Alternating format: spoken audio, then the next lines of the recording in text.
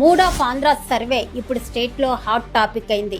ఎక్కడ చూసినా మళ్ళీ వైఎస్ జగన్మోహన్ రెడ్డి నామస్మరణే వినిపిస్తుంది.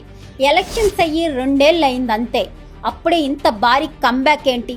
అసలు పబ్లిక్ మైండ్ మార్పుకి కారణాలేంటి? ముందుగా ఈ సర్వే రిపోర్ట్ చూస్తే మాత్రం మైండ్ పోవాల్సిందే. పబ్లిక్ ని నెక్స్ట్ సీఎంగా ఎవరిని చూడాలనుకుంటున్నారో అని అడిగితే 44% మంది డైరెక్ట్ గా జగన్ అనే ఆన్సర్ ఇచ్చారు. అదే చంద్రబాబు నాయుడుకి 32%, పవన్ కళ్యాణ్కి 6%, నారా లోకేష్కి 5% ఓటింగ్ పడింది. అంతేకాదు 2029 ఎలక్షన్స్లో ఇప్పుడున్న కూటమికి కేవలం 62 సీట్లు, వైఎస్ఆర్సీపీకి ఏకంగా 83 సీట్లు వచ్చే ఛాన్స్ ఉందని పబ్లిక్ ఒపీనియన్.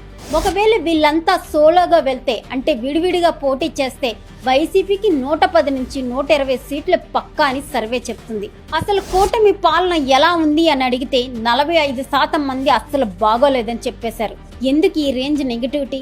నిజానికి ఎలక్షన్స్ ముందు కూటమి ఇచ్చిన హైప్ మామూలుది కాదు. బట్ రియాలిటీకి వచ్చేసరికి ఆ సూపర్ 6 ప్రామిసెస్ అన్ని ఇంకా